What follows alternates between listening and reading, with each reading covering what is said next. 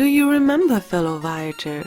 Back in the year 1987, we traveled into the lands of Final Fantasy I.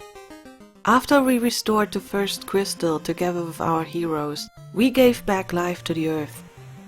As we had settled our business in Melmond, we followed the rumor of an ancient civilization living somewhere in the north, even though the rumors told us that the civilization was gone. We still set sail to discover whatever was left of them. The ocean and the lands beyond our group's home were still fairly undiscovered by us. Do you remember how surprised we were when we found out that the land of the Earth crystal was physically connected to our homeland? There was just a large mountain separating the two. Anyways, the ocean was wide and it traveled the two new continents far. Many monsters attacked us, but we pressed on.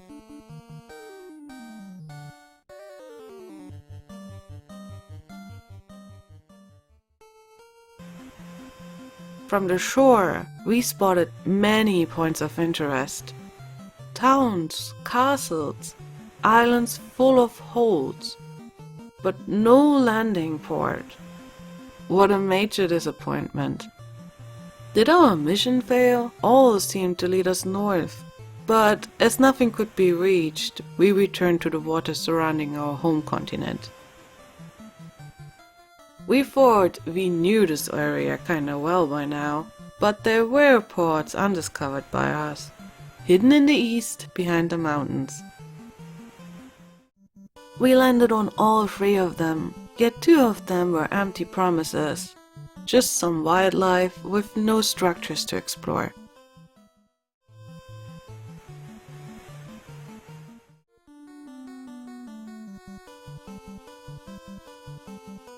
The third one led us into a deep jungle filled with lots of snakes and these disgusting creatures.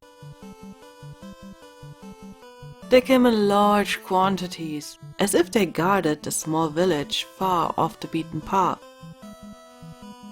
Didn't the town remind you on another one we discovered while traveling with that hero through Dragon Quest I? What was its name? Rimoda? With the difference that Rimoda was a bustling city, and this was a quiet and peaceful place, neat and adored with the first flowers we saw on our journey. You could almost feel a soft breeze and hear some birds singing. It felt like a place for warriors of light to stay and take a rest. We let them stroll around through the village. I don't remember which one it was, but one of them found a path into the woods that led us into a clearing with 12 sages, all with pink hair. They have waited there for our arrival to educate us on the 4 finds which were feeding on the elements. Their coming was prophesied long ago, and some of them had plagued the world already for 400 years. The one feeding on the power of the wind was the first that had appeared, followed by the one of water. The one we had just beaten, the Earth one, just had woken up with the forthcoming of our warriors of light. And now that we had beaten it, the one of fire woke 200 years early.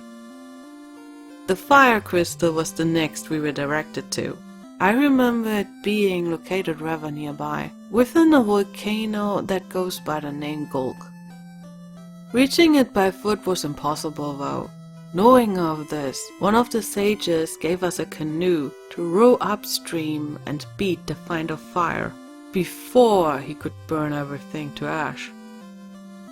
I remember being really surprised to find the sage Lucan among the 12. Who would have thought that we would find the legendary prophet Lucan himself, the one who prophesied our king the coming of the light warriors? Well, so much to our plans of resting. As companions of the warriors, we followed them towards Mount Gulk. Past the labyrinth of river arms, hydras, And those lovely creatures. The travel up to the volcano was already onerous, and as past experiences teached us, the dungeon ahead wouldn't be a walk in the park. Perfect spot for a camp.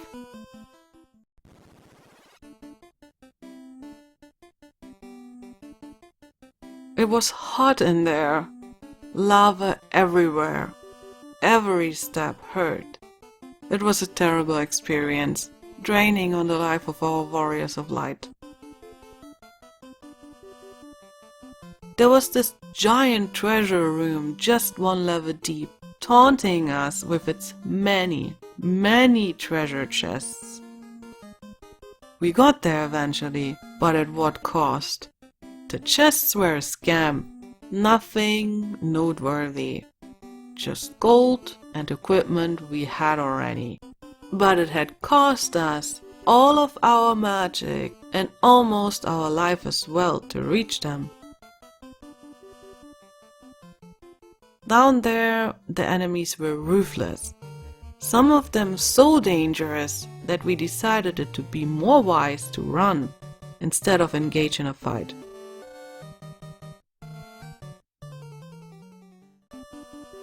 The deeper we went, the more lava we encountered. It was ridiculous how much of it filled the corridors. Within all this heat and torture, we found a treasure room worthy of its name. With a chest containing the Ice Brand, a fine sword for Dan, and another chest guarded by this lava worm, holding a matching shield. With these, exploring became a bit easier.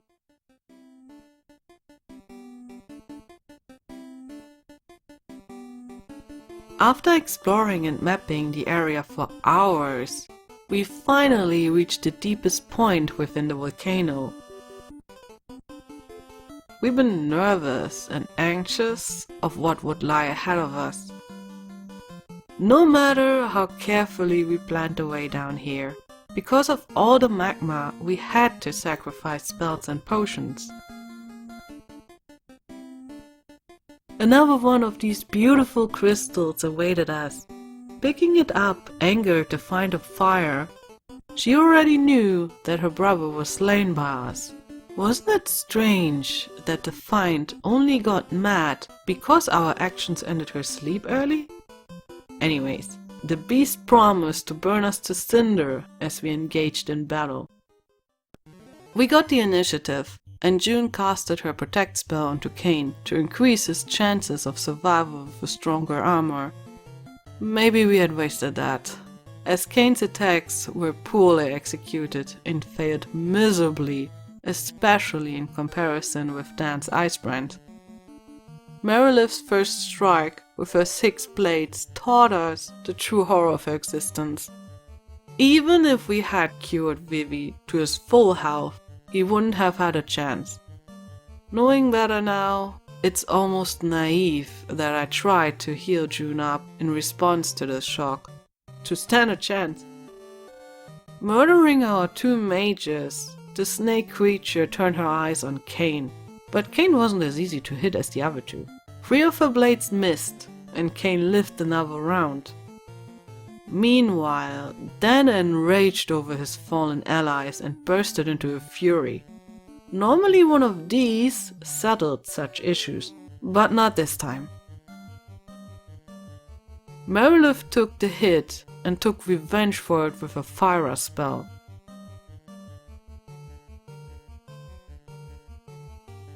Now we've been down to 1v1. Dan's armor was good and helped to withstand the creature's might, but for how long? This question became more apparent the more critical hits he struck. Even with the fire shield, the turns he could survive became countable. How much could this beast probably take? I stopped counting. Then the final stroke. Dan made it. All alone.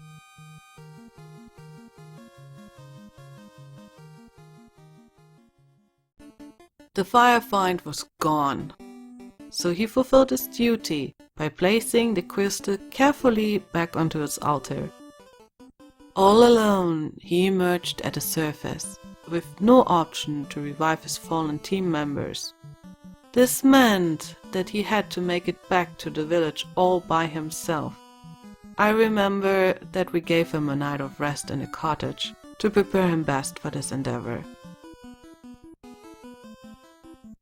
He was our best fighter, so we could trust him with this task, even though the hydras and piranhas tried their best to get a hold of him.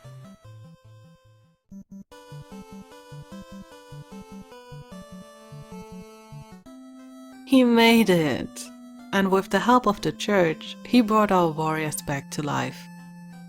The sages had nothing new to say regarding our victory, but then found a villager with news for us.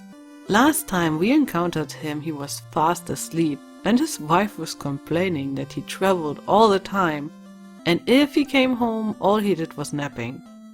Well, this time he isn't napping, but he is thinking of traveling again, to the north of here, into a cavern where he assumes to find the Levi stone. But because of all the complaining of his wife, he stayed home this time. But we didn't. The Levi stone was a familiar term, right? We heard of it from the dwarves. It was believed that the stone levitates every object. That's a thing worthy to investigate. We missed the cave the man was talking about, as it was only reachable via another river. Now with the canoe, we just needed to row upstream to find it.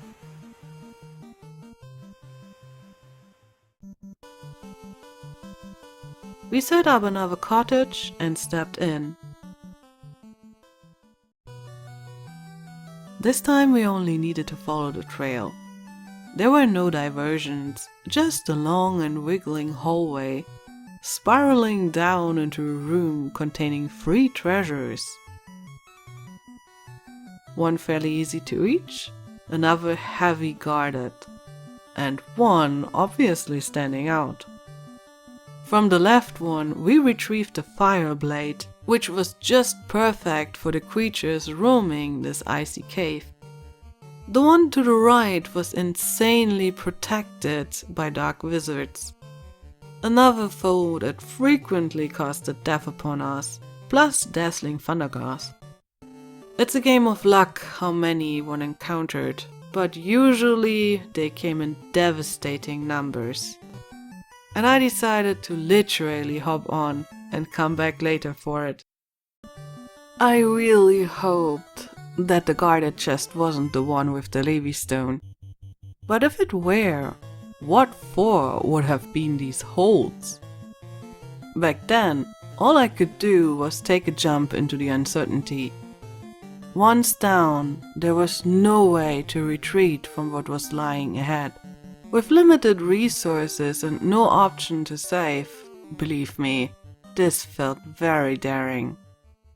Similar to the lava inside the volcano, this place had ice puddles, which took care of us feeling very uncomfortable.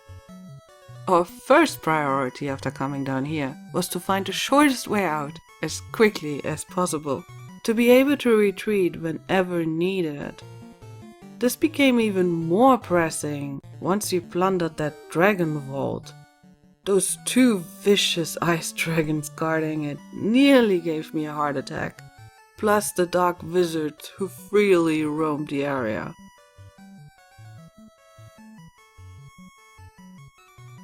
The cavern stayed true to its pattern of being less complex, allowing us in consequence to find the stair up fairly quickly. Okay, another floor. The more unfamiliar was lying ahead, the worse for us, as we could not properly assess how much we needed to save up on our resources to make it out alive. This new floor had one very prominent room right at its center, with another hole leading into even more uncertainty. At that time, we skipped it. We first had to find a route out. To our surprise, the exit was literally just around the corner. This was important. With this knowledge, we could go back in and dare to make the jump.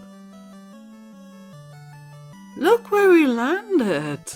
Right in front of the treasure chest we could not reach before, guarded by the beholder, casting the kill spell. But it had missed then. If it had not missed, the fight might have looked very different.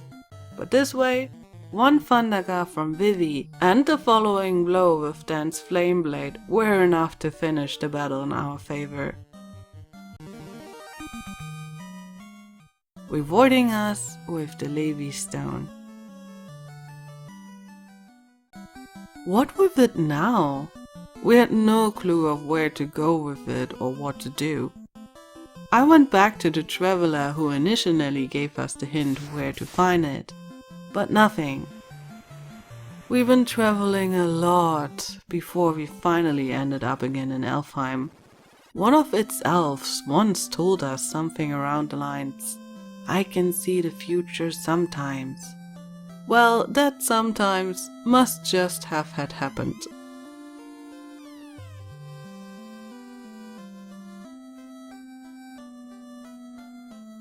Guided by his vision, we set sail to the last port on our home continent, one of those we found previously as empty. The elf spoke of something which is about to rise from the sands south of the crescent moon. I remembered that Lucan was believed to have had traveled to that place, and we knew where the sage was. This tiny desert looked suspicious from the get-go. But now that we had the Levi Stone, we finally discovered its true purpose.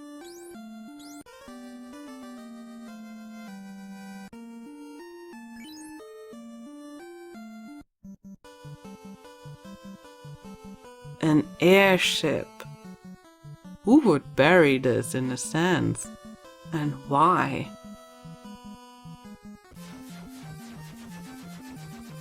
Don't you agree, fellow Voyager? This was such a magnificent find.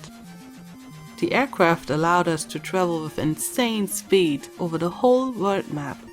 With this, a whole new world opened up to us, and we got what was needed to explore the continents, which suffered from the finds of wind and water for more than 200 years. Let's reminisce about those events in the next part of our journey. Hope to see you there. Until then, bye.